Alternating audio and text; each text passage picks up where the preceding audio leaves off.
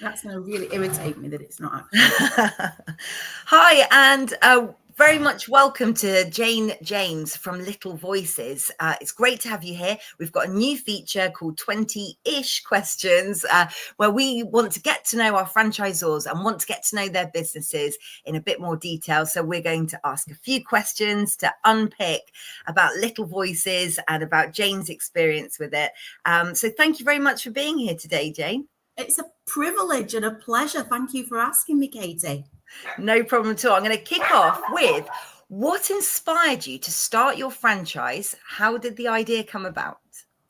Okay, so 17 years ago now, I was sat around a coffee shop table in Blackburn in Lancashire, right next door to Marks and Spencer's. And I was sat with a friend. We did a lot of one-to-one teaching. She was a teacher of drama within a secondary school. I did a lot of music and singing teaching within schools as well. And we just came up with the idea that actually children learn best when they're in a small group. And it would be wonderful to bring an opportunity to children, not to be in a huge class, but in a very small group, which would be as good as a one-to-one lesson. We came up with the name Little Voices, and within a month we'd started our first classes. That was 17 years ago, and today I'm no longer with that business partner. After a couple of years, I wanted to franchise because I was just sort of driving home one night thinking, how can we impact more children? This really works, to teach them in this small group, to give them that individual attention, to help them build their confidence, to give them qualifications through LAMDA. You know, how can we impact more children? And I started to research and found the wonderful world of franchising, which I didn't know about. So I didn't actually, to answer your question, I didn't wake up one morning and think, let's franchise. It was very much an organic discovery. And then how can we impact thousands of children? Actually, this is the structure. So I wanted to go ahead and build the business nationally, borrow lots of money, etc. My business partner didn't. It wasn't the right fit for her at the time. And so we had a bit of a business divorce in inverted commas. And then on I went with building the national company. And here we are today. Wow, what a journey. And what do you love most about the industry that your franchise operates in? Yeah, so I suppose we sort of cover a couple of industries, both performing arts, drama, singing, the franchising world, and children's activities. And what most people don't appreciate is that children's activities in the UK are non-regulated. So anybody can set themselves up in a cricket business, a piano business, a private tutoring business, and nobody's actually checking that actually everyone has everything in place. So I'm very involved in the children's activity space. I do a lot of volunteer work, giving my time back to raise standards, to help providers to have everything in place that they should do, because Ofsted don't actually look at us, which is a bonus for teachers wanting to leave the classroom, no Ofsted.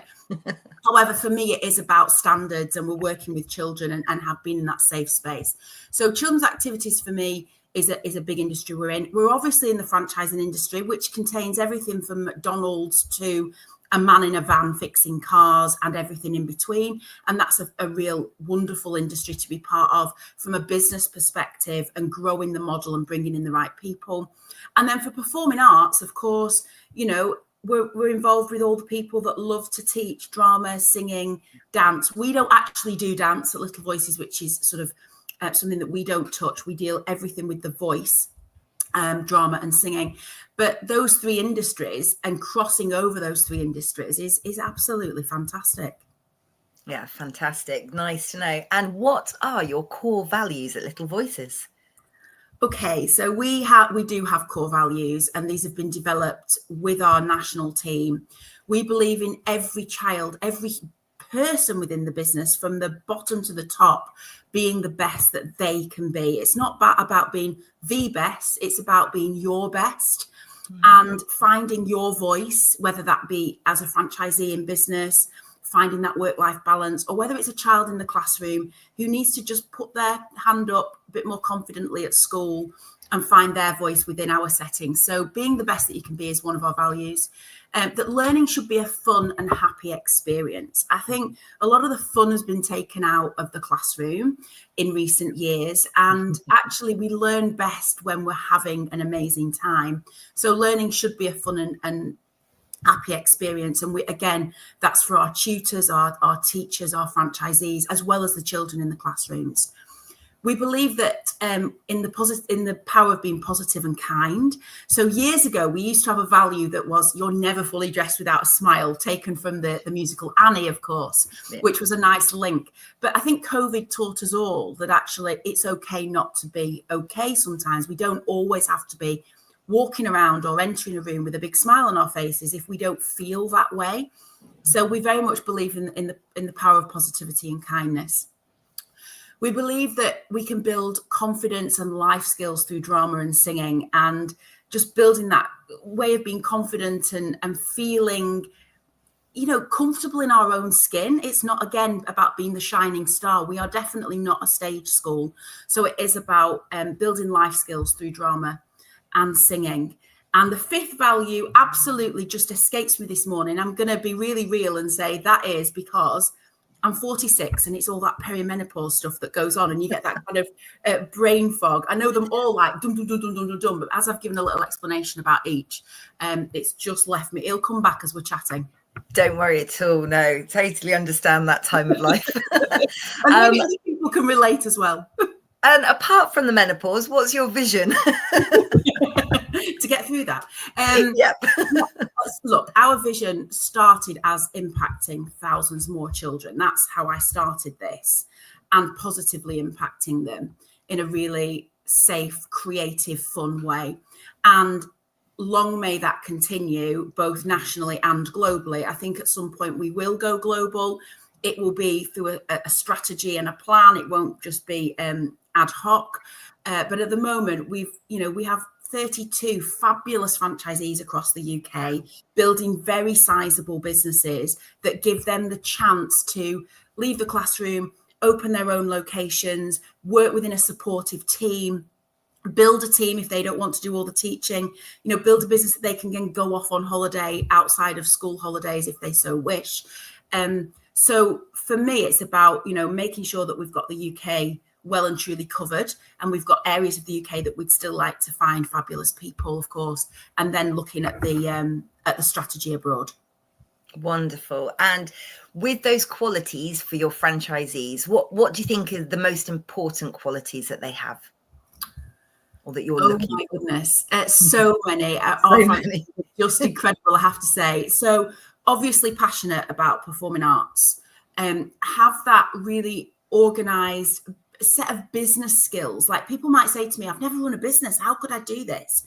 It's not about having experience of having run a business, because that's why I'm here. That's why my head office team is here. That's why we've 17 years of experience to give to you. And you very much are the captain of your own ship. You're the boss. I don't tell you when you work, when you don't, if you need to go to a funeral or a children's sports day at your child's school. That's all on your terms, but you are surrounded by that business support. But having business skills are things like time management, good communication, verbally and written, organization, just an ability to do the basics of organizing your life really well. So that, I would say, is probably what we're looking for, that entrepreneurial spirit with sound business skills. But you do not have to have had business experience, and I think that's really important. And teachers are the best at that, Katie, because if you think about how many hats you wear in a school, it's incredible. You're juggling loads of balls. You've got open days, you've got parents' evenings, you've got performances to put on, assemblies, speaking in front of people, organising your classroom, Ofsted coming in so that everything's absolutely in order. So a lot of those skills are very transferable. Excellent. Good to hear. And what is the most surprising thing a franchisee has ever done? Wow. The most. You don't need to name names. I'm going to talk about something recent, because there's been so many. I mean, I could sit here and talk just for half an hour on those things, because I'm made proud every single day. It's a privilege to work with the people that work with me. It really is, because every time someone joins us, we get like another brain in the business. Imagine that. Another set of skills, another set of experience, another passionate individual. But just recently, in the last 12 months, one of our franchisees approached me and she said, I've got an idea. I'm going to, because obviously parents want to see their children perform, and we're not naturally a stage school all about putting people on the stage. We're about so much more than that.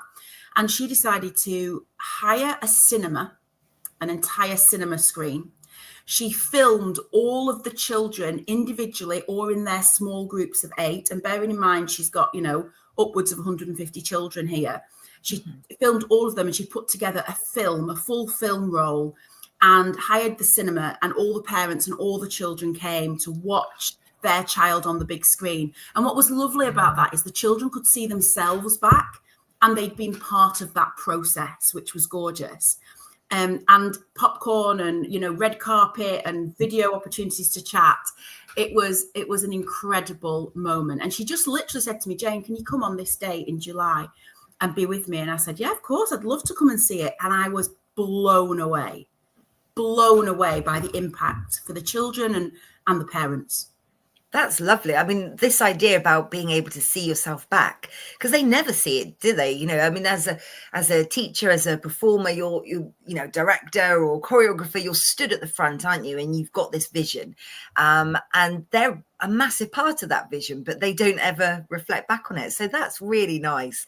Absolutely. What a cracking idea. And the parents, you see, because we work towards LAMDA examinations, so we're giving children qualifications at the same time, which is lovely, because for a parent to bring their child every week, they actually get something tangible at the end of that can help them in their, later life. So if a child drops a GCSE grade or an A-level grade, these exams that we do help them to get into university and college, stand out on their personal statement. So you've got that, ability to show that a child is committed to an outside activity, but also got this qualification. But the parents never see that final result, because the children do that in an exam room with an examiner. And it's a really fun experience. There's no scary SATs or GCSE pressure about it. It's a wonderful experience, which removes the fear from the word exam for children.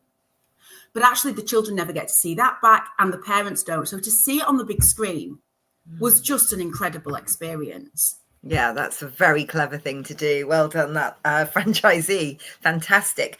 And how do you support your franchisees to make sure that they're really successful? I know with the business stuff, but, is there anything in particular that you guys do to make sure that they're really confident in what they're doing? I think it's about, if you can imagine the best staff room you've ever been in, with the best colleagues all around you, with a head teacher that really believes in you. That's what you've got in abundance at Little Voices, because you've not just got me and the head office team as support. You've got all the other franchisees around the country. So you are literally surrounded in that safe space to explore, to develop and develop the ideas that you want to within the classes, but also to know that someone's always got your back and there's someone to share that best practice with. I mean, sometimes people look at franchising and there is good and bad out there, but there is in every industry. There's good and bad schools. There's good and bad supermarkets. There's good and bad McDonald's in the same brand. But ultimately, franchising is about having a system. So we've built a system. I've tried and tested it for many, many years. And then having the support to run that system. So you get a head start in business. So with that support, you need training, you need materials, you need additional training. So our training program is 12 months in duration. It's done at your time and your speed. It's done remotely. It fits around your current schedule. It's done with real life people. It's not just a set of videos. And I think that some people with franchising think that it's a business in a box. You can't fit my business on a shipping container, let alone a box. Probably several shipping containers on the ocean, because it's constant. So it's holding your hand at every stage. It's coaching meetings. It's mentoring meetings.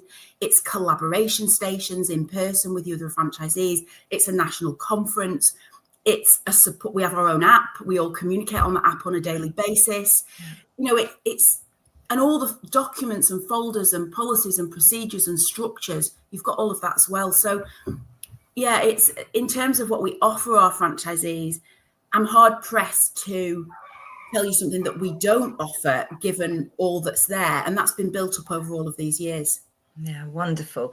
And, obviously you are very busy and there's a lot going on, but how do you unwind after a busy day in your head office and franchising? What do you do, Jane? So putting myself at the center of my own positive circle is something that I encourage everyone to do. Mm-hmm. have, lived life at a very fast pace, building this business in the early years, and that cost me my mental health and physical health at times. So I'm a massive advocate for absolutely being aware of your own balance in life and looking after yourself. So for me, I have this positive circle and all the things around it that make me healthy and balanced. So things like walking every day, it's a non-negotiable. Things like lifting weights 3 times a week, it's a non-negotiable. Didn't always do that, but it helps me as I'm going through these later mid-life years, I suppose. My nutrition, reading books, listening to podcasts, journaling, gratitude journal. These things are the things that fill my cup up. So every day I've got to make sure that I'm doing that, filling my cup up first before I give to the rest of the network or even my family. And I think as women, we're wearing so many hats, we're doing so many jobs, it's really hard to lose sight of ourselves. So we have Wellbeing Wednesday in our network. So every Wednesday, we're reminding people of the things that they could do. People share what they do. We've got a Wellbeing Ambassador. We do different challenges together. We prioritise our well-being. And I think that's incredibly important in this day and age. Yeah, fantastic. And what are, just sort of shifting a bit back to the logistics, what are the kind of initial startup costs with the franchise, and what does that kind of go towards? How does that kind of break down for them? Okay, so what I would say to anyone looking at this kind of opportunity is check a few things. There's some great questions that you can ask. In fact, I posted them on our Facebook group. We've got to find out more about Little Voices Facebook group that people can add themselves to. And I posted 8 questions that people should be asking the franchisor about what's involved with their franchise. And one of those points was, is the franchise you're looking at British Franchising Association accredited? And the reason I say that is because they then vet everything that we do. So they go through everything with a fine-tooth comb to make sure that the franchisor is ethical.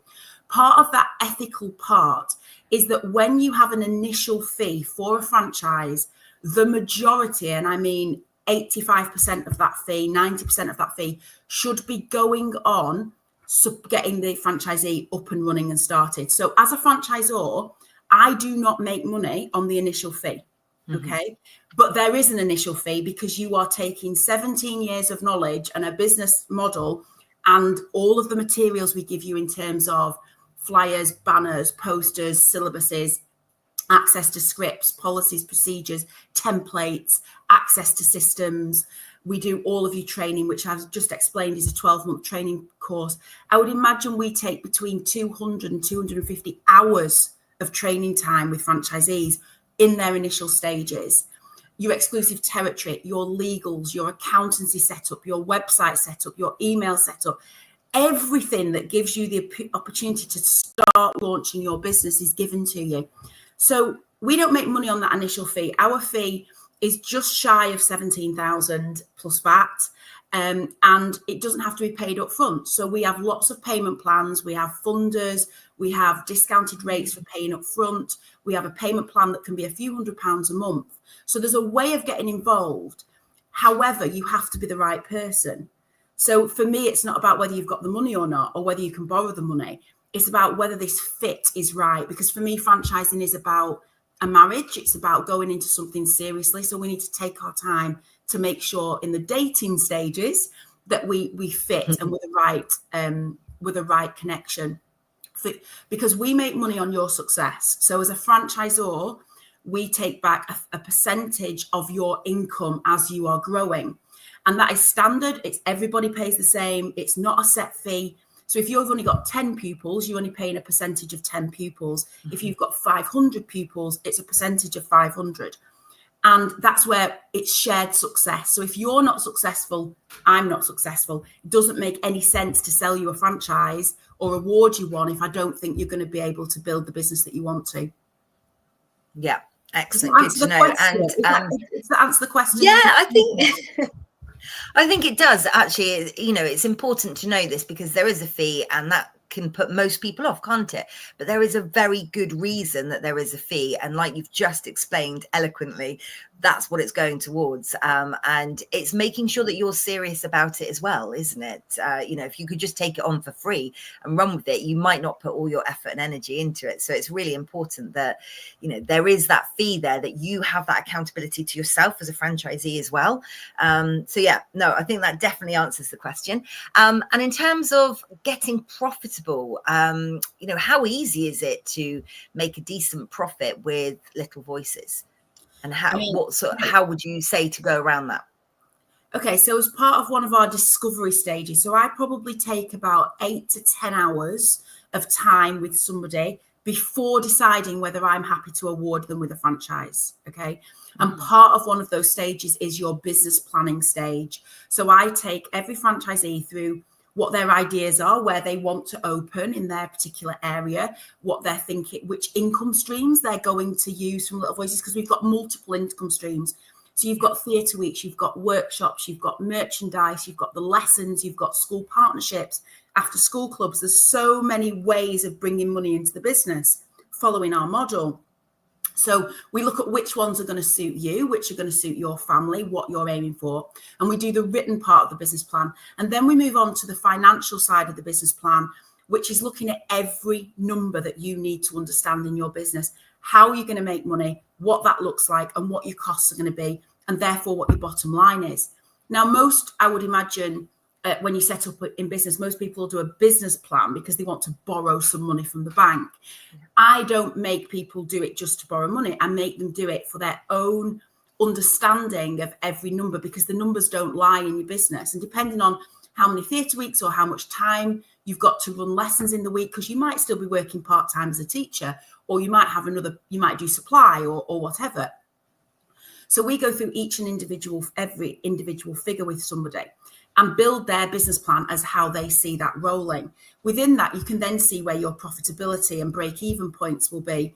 So just like any other business in the UK, independent or franchise, the average time it takes a business to break even and start being profitable is 2 years. I would say with Little Voices, it's more like 12 months to 18 months. It's sort of slightly shortened. But you have to make sure within that business plan, you've got enough working capital, all terms which people think, oh my gosh, never heard of this, but that we explain and guide you with and hold your hand with to operate the business. So, and others have seen it in 9 to 12 months, but that's a more unusual case. Yeah, that sounds good. And could you describe a sort of typical day as a franchisee? What would that look like? Oh, well, I'd love you to chat to some of our franchisees, which is, again, one of our stages, because they would be able to give you their absolute typical day. Mm-hmm. And you can check those day in a lives out on some of our social media as well. Oh, nice. Franchisees plan their own day. There's no bells. I think that's probably the hardest thing for someone leaving a traditional school setting, that there's no kind of structure. Your structure you create. So for some of our franchisees, they'll be up first thing in the morning. They'll be off to take their children to school. They'll come back, and then they'll go into their sort of marketing side of things. So, where am I going to put flyers this month? Checking out their website, updating that, putting out social media posts for the week and scheduling those, doing some operational stuff in terms of the finances. Has everybody paid me? Checking the bank. It's organic really as your business grows in terms of where you place your time. Then I've got franchisees that go and do an hour of yoga, and I've got other franchisees that will go off for a walk at lunchtime. Then there'll be some that, work part-time or do some tutoring or supply work, which takes up the afternoon. Honestly, it's different for each franchisee. They structure their own day. I think the hardest thing, like I say, is getting used to the fact of having that freedom and making sure you make the best use of your time. So for us, we'd be training you on the types of things you need to do for your marketing, the types of things you need to keep a finger on the pulse in terms of the finances. But all of our systems show that. It's just that you've got to check them and make sure everything's rolling. Yeah. And you've got like really sort of clear branding, haven't you? That I guess you're creating all of this in head office, and you give them templates to use. Absolutely, yeah. So we have a marketing consultant to our business who develops all the national brand plans, and also then a designer who does all the local stuff to support. We set people up on our national Canva account with all the template stuff in there. So if there is stuff they want to produce themselves, or they're particularly great at that side of things, there's a freedom to do that. But the majority of the assets, the photography, the wording, you know, it was Remembrance Sunday as we're recording this. All of that stuff is already there for people, or birthdays, or whatever, Christmas, Diwali, whatever it is, everything's there for them. But equally, the flexibility to design their own within the brand guidelines as well. You know, I'm just coming on because it's come to me, the fifth value as we finish this. You know, every person has something amazing to share. So whatever your strengths are, either in the classroom as a child or as a teacher or as a franchisee, we share that and we learn from each other. So sometimes franchisees are sharing assets between each other as well, which is lovely. Fantastic. Thank you. And what kind of innovation do you think your franchise brings to the market? Oh, wow. Well, we're always trying to stay ahead of the game. That means me being quite forward thinking. We've got obviously development of AI at the moment, which is, you know, if people are not playing around with it, they're probably going to be left behind a little bit. And, you know, we're always looking for what that next stage is going to be. For me, fundamentally, I'm always asking the question, is a robot going to replace a teacher in a classroom? Are we going to get to that stage? And it makes me incredibly sad, because as human beings, we need personal connection. So I think for us as a brand, whilst we're always innovating, we're also staying traditional to our core values in saying, actually, children need human connection. They need to come away from an Xbox. They need to come away from a computer screen. And whilst we want to use that kind of technology within our businesses to run more efficiently in terms of our core product, we actually want that connection with children. So, and keeping up to date with what they want in terms of lesson content is important. I hope that answers that in some sort of way. Having the eye on the prize, but remembering what you're good at. Yeah, absolutely. And I think it is an interesting thing, I think, for creative industries, that, you know, with AI being able to paint pictures and deliver lessons and all of this sort of stuff, but actually that for that child to be able to perform and be appreciated by their peers, that's going to become more and more important as they are seeing more things created, not sort of fake, but created by computers.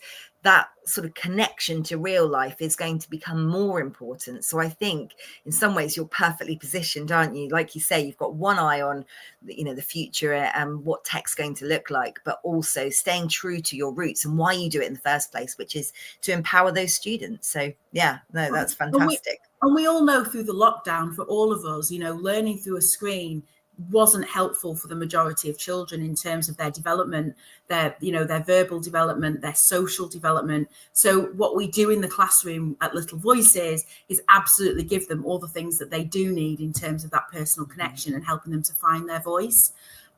So yeah, have the eye on the prize, but staying true to what we're about, I think, is absolutely going to set us up for success. Fantastic. Okay. And what advice would you give to someone who's considering becoming a franchisee, who likes your brand? They've already done their research. They already have those teaching skills. What advice would you give to them? I would, obviously, you've got to reach out, get a prospectus and start the journey, and trust that the discovery journey will unfold and each stone will be overturned so that you can look underneath it. That's certainly what I decide our discovery journey looks like. And as I've already mentioned, it's a process and it takes hours of time. I would talk to those people around you, and the ones that perhaps are the naysayers, the ones that perhaps will poke you a little bit to challenge whether this is the right opportunity for you. There's no harm in that, because it's going to give you another perspective and give you something else to think about that you might have missed. This is very much a family decision. You don't just suddenly wake up one morning and think, I'm going to buy a franchise. Certainly not something like Little Voices. You might do that with becoming a rep for some sort of organization and running some side hustle, but not from Little Voices perspective. So ensuring that the family's involved in that and how it will look for family life is really important for all of you. It becomes part of life. You know, your children become ambassadors, or your potential children. Your husband perhaps has skill sets that will help in the business as you grow. And so it's got to be a group decision, and listen to the naysayers, and then you can ask deeper questions of the franchisor that you're looking to work with. Fantastic. And finally, I know this, you touched on this before, but this is a really key area for you, I think, because of what you're doing in this field. But how do you prioritize mental wealth, well-being, mental sort of fitness? Because so many teachers are perhaps leaving the classroom because that work-life balance just isn't there. And they do struggle with that. And, you know, there's a huge amount of workload that they're expected to do as well on top of everything else that they're doing. So I know you guys are doing some great stuff. Could you just articulate that for us now? Yeah, absolutely. I think from the moment you're part of Little Voices, you will be part of a culture that prioritizes well-being. So we're more interested in the person than the activity from the start. And you're absolutely right. You know, you may be coming out of a school situation, classroom situation, completely and utterly burnt out. Like, I'm not going to say that being a business owner is plain sailing. It's hard work. It takes grit and determination and all of those other things. What I am saying is that if you're the right person for that, then we're going to aim to help you prioritize yourself first and foremost through that process. So that is finding the things like you've mentioned, mental fitness. We call it mental fitness. You need to be fit physically and mentally to operate a business or to work. And so therefore, you know, what are those things that fill your cup up with joy? Who are those people you need to be around on a daily basis? Who do you need to get? What are the toxic environments you need to be away from? We don't have toxicity in Little Voices. It is eradicated very, very quickly if it ever starts.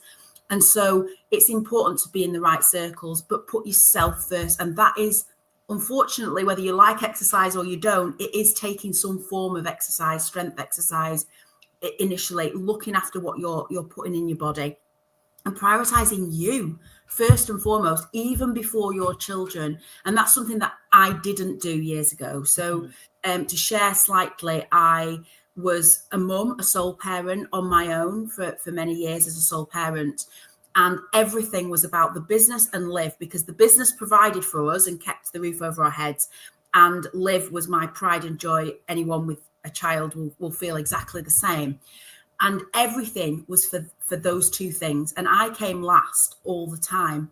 And that led to when we, just before COVID, well, just as COVID hit, I had a medical emergency, a women's emergency. It's a whole story that you can read about or listen to me on podcasts about, because there's loads of podcasts about it. But I had a huge mental and physical breakdown as a result of that medical emergency. And it taught me the fragility of our health and the fragility of life, and that actually I needed to build a life where I was central to it and I was the most important person. And I want that for everybody else in my circles. So you do have to put yourself first. And for some people listening to this, they might think, well, the first thing I've got to do is walk away from school. And that might be the hardest decision, but that will be the first step to building another sparkly chapter for yourself. Mm-hmm. Oh, that's, yeah, wonderful. And thank you very much for sharing, because obviously that's quite personal, but you've learned from that, haven't you? And you know, that you can impart on other people so they don't go through something similar. And I know all of your staff are mental health first aid trained. Sorry. No, they are. It was a massive passion of mine. It's took us about 18 months to 2 years, but we are the first UK performing arts business with 100% mental health first aid training for all of our staff. And it's imperative. I don't do it so that they're helping the children, although that's a massive byproduct, but they're helping themselves, their families, the people that they work with, their tutors. It's a ripple effect. And we have to lead by example. And, you know, I led by a bad example many years ago, but I've learned, and hopefully that helped, you know, sharing that story and being a bit more vulnerable helps other people. I think it's an amazing achievement that you've done. And I think, you know, really paving the way for lots of other businesses, not just franchises, to really think we need to prioritize mental health and well-being. And if we do, everything else will sort of slot into place, because we want people to be happy, don't we? You know, like you said, not a smile pasted on all the time, but we need people to be happy, because when they're happy, they're productive, and then that boosts everything as well. So yeah, I think it's absolutely brilliant, and you've done like remarkably well, and what a journey. And thank you so much for sharing that with us. I will put details in of how anyone can get in contact with Little Voices to make sure that you start your journey speaking to the right people. So thank you very much for your time today, Jane. It's a pleasure. Thank you for asking me. Take care. Bye-bye. Bye.